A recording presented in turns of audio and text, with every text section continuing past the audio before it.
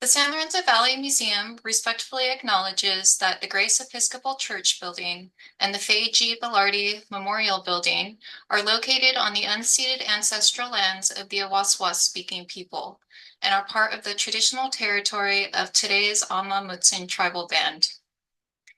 So thank you all for joining us this afternoon. My name is Laura DeAngelis, and I am the Executive Director for the San Lorenzo Valley Museum. Before I introduce Ulises, I'd like to take a moment to share a little bit about the museum and our Artist in Residence program. The San Lorenzo Valley Museum is owned and operated by the San Lorenzo Valley Historical Society, which was founded as a Boulder Creek Historical Society in 1976. The museum operates two galleries, one in Boulder Creek and one in Felton. Both galleries feature permanent and temporary exhibitions. Currently on view at the Grace Gallery in Boulder Creek, we have Palimpsest, an artist in residence exhibition by Ulises Peralta, and FaceTime, Portraits from the Past. On view at the Belardi Gallery in Felton, we have Telling Stories of Mexican California, Real Life and Myth Making. Both galleries offer free admission. The Artist in Residence program at the San Lorenzo Valley Museum aims to support local artists by providing them with the time and space to create a new body of work that relates to the history of the San Lorenzo Valley. The residency is open to Santa Cruz County visual artists who wish to research local history, engage with our visitors, staff, and volunteers. The purpose of the program is to support our mission to preserve and share the history of the San Lorenzo Valley. The program invites artists to expand upon the interpretation of our historic sites, previous exhibitions, collections, and archives. Our current museum collection does not accurately represent the past cultural diversity of the San Lorenzo Valley. Therefore, artists are encouraged to take on projects to fill this void. The Artist in Residence program is generously sponsored in part by Arts Council Santa Cruz County. Today, we are pleased to present an artist talk by our 2025 Artist in Residence, Ulises Peralta. Ulises is a Oaxacan printmaker from Venice, California, whose practice centers on cultural memory, community resistance, and the reclamation of suppressed histories. His formal artistic journey began at Santa Monica Community College, where he earned an associate degree in studio arts in 2022. He later transferred to the University of California, Santa Cruz, earning his Bachelor of Arts in Studio Art with a focus in printmaking in 2024. Peralta's work is grounded in printmaking as a primary medium, valued for its ability to translate ideas from thought to matrix with precision and urgency. His prints respond to the enduring impacts of colonialism, displacement, gentrification, and cultural erasure, often drawing from personal experience and academic inquiry. His career goal is to amplify the voices and histories of intergenerationally marginalized communities, offering visual platforms for empowerment and resistance. So without further ado, I'll go ahead and turn it over to you, Ulises. Thank you so much, Laura. Welcome to my artist talk. Just to get started, I do have a agenda I wanted to go through, so we could just go through that together. Oh, sorry, I'm trying to move this guy. We just went over introductions. I'm going to be going over the goals that I had going into this residency, what the 3D approach is and why I chose it to implement into the museum's archives. I want to talk about the photos that I use for the exhibitions a little bit, and then I'm going to give a Photoshop demo for how to make them into anaglyphs and how to bitmap them the way I did. And then just showing off the final works, and then I'm gonna leave like a little 15-minute Q&A or whatever we have left for questions. But let's get started. And goals for this artist in residency. I wanted to create works that highlight lost and suppressed or absent visual histories tied to historic cultural diversity in the San Lorenzo Valley. Um, going in, I was really excited to work at this museum because they have like an abundant amount of archives and folders of photos of like how the valley was back then. But really quickly, I got informed that sometime that the collection doesn't really reflect the cultural diversity of San Lorenzo Valley or how it used to be. I learned a lot that um, the it was really built by a lot of immigrants in different capacities, such as the Chinese railroad workers that did a lot in establishing like the foundations of the San Lorenzo Valley and the roads of that. Um, but with that, I found out that they aren't visually represented as much as they were in like influential to the creating of the city. So what I wanted to do was to make fill those gaps in the cultural history. Um, and what I found out when like looking through like what I wanted to find or like finding which photos like I thought like spoke to me or I wanted to like create anaglyphs of. I found out these are like, just everyday like working people, and I thought that was really extraordinary about the ordinary. Um, and just like going through this whole like residency process, I had a lot of questions like who, well, how and why we look at the past and through what format like visually.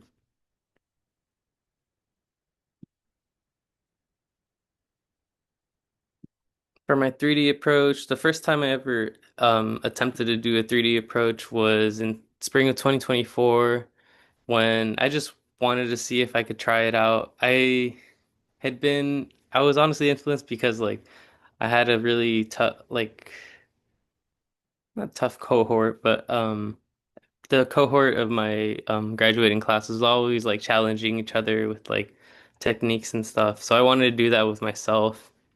And but I didn't have that many fancy tools. I wanted to keep in budget, so I wanted to revive like a old technique, but not that old. It just kind of I feel like it just got outdated with like evolving like technology. Nowadays I feel like it's super outdated with like VR or AR headsets that people can access or like just purchase at a Best Buy. But I think these formats are really important, or they're still accessible and really teachable. So that's why I wanted to use it, to encourage like other people to use it as well. Um, and just in general, like using the act of like using the 3D glasses like brings so much nostalgia. So then there's like a deeper reflection to like look back at things, and I think that really adds on to the layers of like what you present. Um, Yeah, and I remember the first time like I ever looked at like my own print through the glasses. It really felt like the images and like the characters in there, like such as my mom and my brother, felt like alive or like they were there with me. I did make it when I was homesick, so maybe that added to it, but I really do think it helped me appreciate the figures a lot differently than I would have if it was like a 2D. It is a 2D format, but it with the glasses, it's a lot more um interesting. Um yeah, and it just helped me like recall my childhood in a different way or like kind of in a nostalgic way that I would have back then. And then just going on into the next slide, I'm presenting the four images that I use for the collection, and they're like original formats. Just gonna go like really quickly. The first from left to right, the smallest image is of Charlie Parkhurst, and I got that. Actually, it'll pan out, but these are just like the images. Yes. And now to talk about Charlie Parkhurst. Charlie's assigned gender was not widely known until after their death. I found out through different articles in like the local media that they're they had a tough reputation for being a stagecoach driver in all of California, but they lived their whole life as a man. but it wasn't known until after their death, once their neighbors went to go check to bury them, that they were actually assigned as a woman at birth, as their gender. But looking through all the archives, I kept seeing like um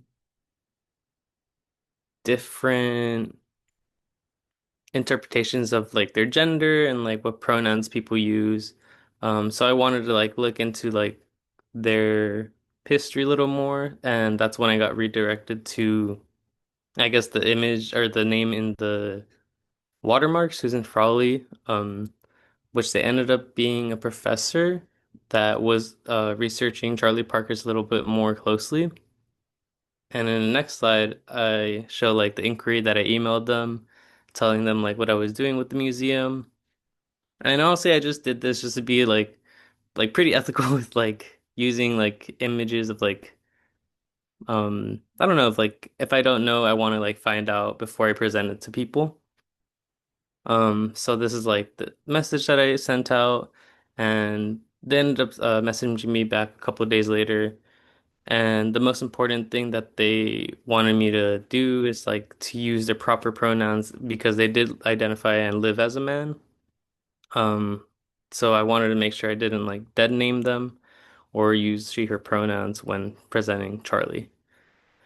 Um, so yeah. And I actually found out that Susan Frawley ended up being a distant cousin of uh, Charlie Parker. So that was really fun to like connect with someone through that format and through this residency. And then next, I'm getting into like the demo area. This is like my original notes and like for when I developed the technique, which we can all like hopefully read legibly. But if not, I already put it into a a PDF format that if you guys want anytime, you guys can scan this QR code and it should appear digitally. But I kind of try to like break down the steps as best I can to follow along in Photoshop. But now I can show you guys like how I approached it in Photoshop. So I'm gonna change my screen to my Photoshop screen.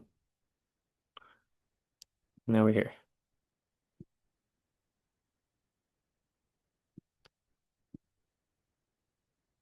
So I didn't start off with the photo like that.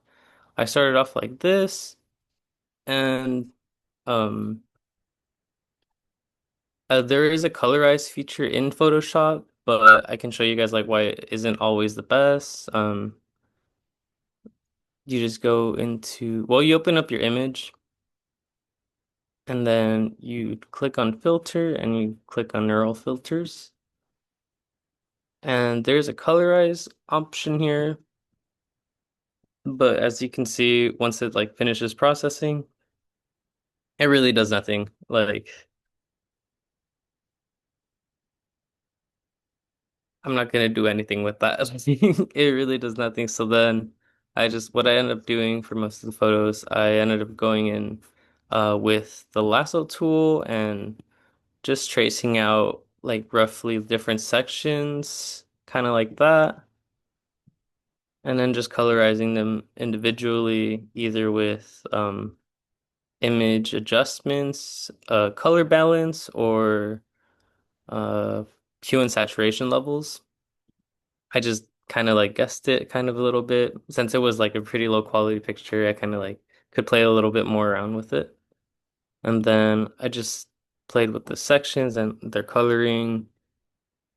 Some I had to like get more specific and really go in there, add some more shadows, which you can do in effects down here. Um, there are inner shadows that can add some depth to the existing photo. But once I had it ready to how I liked it colorized, I would just go into the section tool, pick out what I want, and take it over here. And this is I would say the colorize window section part of how I work. And then taking it over to this window is how I create them into an anaglyph. So all you have to do is duplicate your photos. And then what I like to do just to keep track of what I'm doing is to name the first original one left, and then the one that's on top just right. And I'll explain why I do that in a bit. But also I like to make sure they're aligned well. So I just do that by like just changing the to see if it is off center or anything. But these are pretty centered. And then once I have the left, I go to blending options. I right click and go to blending options. And then I turn off the green gamma layer. And then for the right, I go to blending options and I take off the red gamma layer. And then I'll go back into the left. And then I use Command T to transform. And then holding the shift button so it doesn't like get too weird transforming. I hope you can see this little blue box. Okay, perfect. I just like very gently like just lift it up a little bit. Not that much, but just slightly off center. And I'll take the right, do Command T again, but I'm taking it towards the other side. And what this does is like it just offsets the red and blue. So when you're looking at it through your red and blue glasses that I do have at the museum, when you're looking at the anaglyphs, what your brain is trying to do is correct the offset. So then when it's correcting it, um it's giving it that like extra depth of like this is standing in front of me. Um I wish I could show you guys how it is with 3D glasses, but we're on Zoom. But you just kind of have to trust me. But once I'm done with that, um like guesstimating, not guesstimating, but I'll use my 3D glasses to like make sure it's the right um effect that I want. I'll take the section tool again and what I'll actually combine and merge these layers so they're one, and then take the section tool, section off this, and then bring it over into my next matrix. And then what I wanted to do since for Charlie especially, I I do like directly like think of what I'm making in terms of like how it translate like in the contemporary era.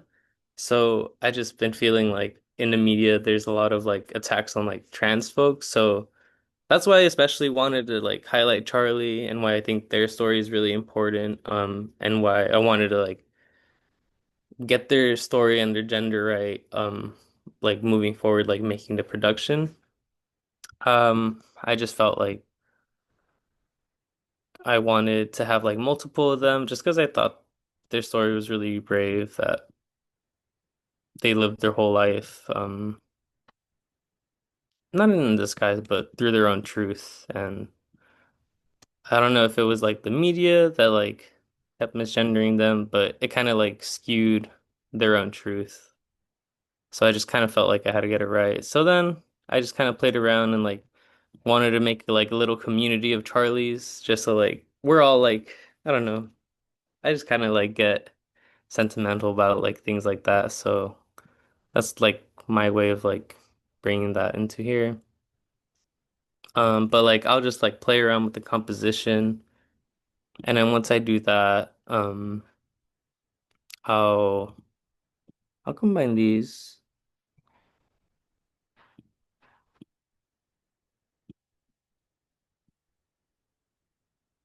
merge these layers, and then once I'm here, I can start the CMYK process. But to do that, I did just mess around with the RGB mode. So then I have to change my modes from RGB to CMYK. And flattening is okay because we already fixed our colors and that's what we did the first time. But now it's all flat. And then now we can go to channels over here and then individually click on the channel of the cyan color. And then what I like doing is going to image, mode, bitmap, discard everything. And then I like 300 by 300 pixels. I always use a half tone screen for my dot patterns. And then there's a very specific order in how you want your angles. I put it on the follow guide, but still my notebook. So for your cyans, I always put the angle as 15. And this is just because the dots, how they line up, they have to have their own section just so like when you take a step back, like it reads accurately. So the angle for the cyan color is going to be 15 degrees. And then once you're bitmapped, um, I take the image and I turn it into a grayscale. And then I export that as a JPEG. And then I do that for every other layer. And all I have to do is Command Z to get back, go to magenta. But for the magenta layer, it's gonna be 75 degrees. And then for the yellow layer, it's going to be, I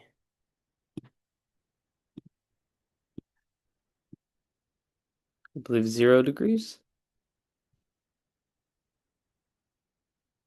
And then for your black layer, image mode, bitmap, that's okay, it's okay.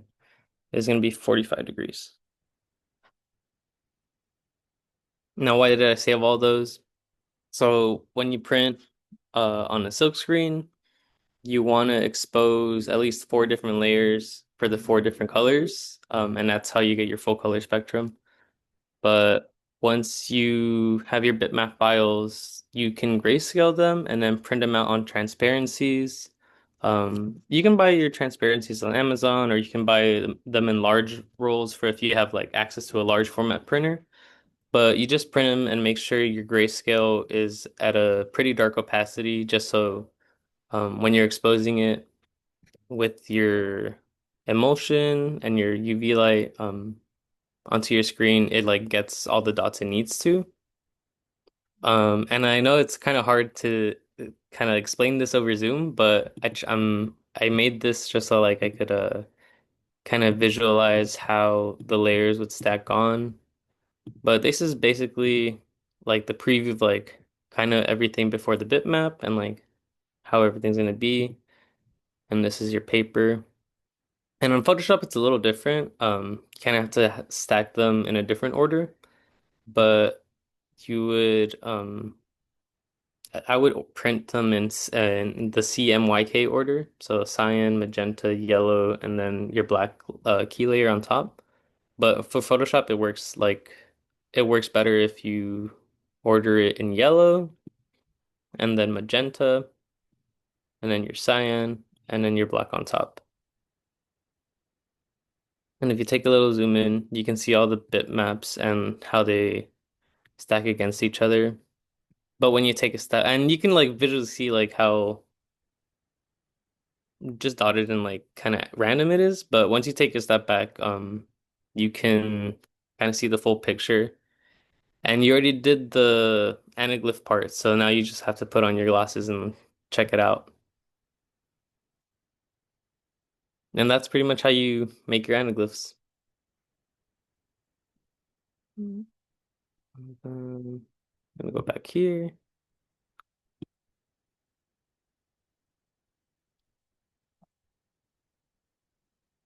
And here are the final works that ended up making it to the collection.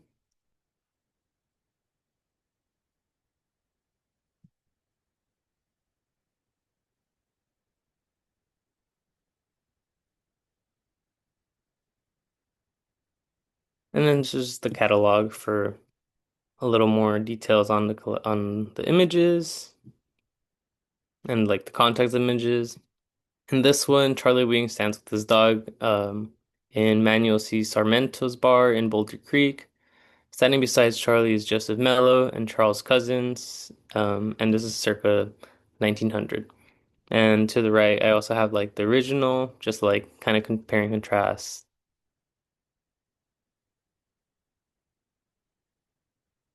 And another note, this is one of the very few, almost like one of like, yeah, one of very few images of like a Chinese railroad worker of the time. And over here, we have an off-duty Chinese railroad worker pictured in slippers and fashioning their hair in a traditional queue hairstyle, which is like the ponytail. If you kind of like zoom, it's a little hard on the bitmap, but a little easier on the sepia color. Um, and this one is from the Bancroft Library at the University of California, Berkeley, and this is circa 1885. And this is one of very few photographs of Native American representation during the Boulder Creek Days Parade. This is a parade that happens in Boulder Creek. I don't think it really happens that much often anymore. But this is in 1941, and this is courtesy of the San Lorenzo Valley Museum's collection. And just for a little further context, I found out that these aren't actually like native folk, but through ancestry, we found out that the man on the left was adopted by the Blackfoot tribe, I believe. So it was just very tongue-in-cheek, confirming whether or not this person was actually Native American or the politics between that. But I thought it was a very important visual to include in the collection. So, and then the next three slides are single color prints that I made during the residency's workshop. And just to take a little step back, I wanted to create works that not only celebrated like the migrant history of the San Lorenzo Valley Museum and for the like cultural diversity of San Lorenzo Valley, but just to like look back at like how history has like treated immigrants in the San Lorenzo Valley. So what I did for these visuals was gather like clippings from newspaper articles, just talking about the different like violent crimes that happen against immigrants, and like people of color in San Lorenzo Valley. Because I think it's very important to talk about or like still have space to talk about these things because this is what like helps us move forward as a society. So I had three different themes of these. This one was about the lynchings against like Hispanic Americans in San Lorenzo slash Santa Cruz. The next one was more centered about anti-coolie laws against the Chinese citizens of San Lorenzo and Santa Cruz. Just highlighting like not the visual, the written language that a lot of local news and media had to say about our fellow our fellow neighbors. And finally, this is some this one's about like the Pajaro Valley Ku Klux Klan chapter that was only like nearly like 100 years ago formed in 1927. But we all know that everyone if you ask like a clan member about the clan, they're gonna say it's been like over, but I don't know, not that long ago. But yeah, that was pretty much it that I had for my demo and for the slides and the work I made. That was great. Thank you so much, Ulysses. All right. Well, I guess we can open it up to a two questions. If anyone has any questions for Ulysses, you can um, go ahead and ask them now. I do have a question. Um, I guess, I really appreciate that your talk was really centered around your experience with the San Lorenzo Valley Museum and researching the collections and archives here. So I was curious, are there were there any challenges that you faced during the residency, whether it be through like production of work or interactions that you had. Um, yeah, just any challenges and then also any surprises that came up for you.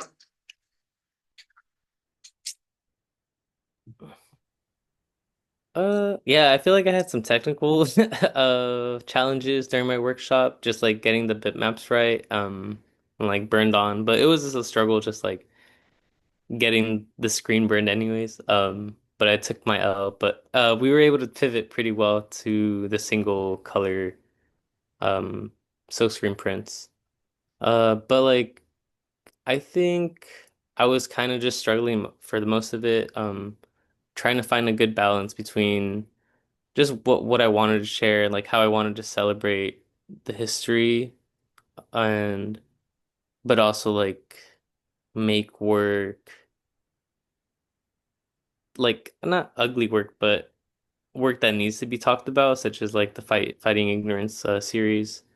Um yeah, I just feel like we're living in a tough year. So I feel like the weight of like making this work felt like a lot sometimes, but I think it was important to like just see it through and like make what I could.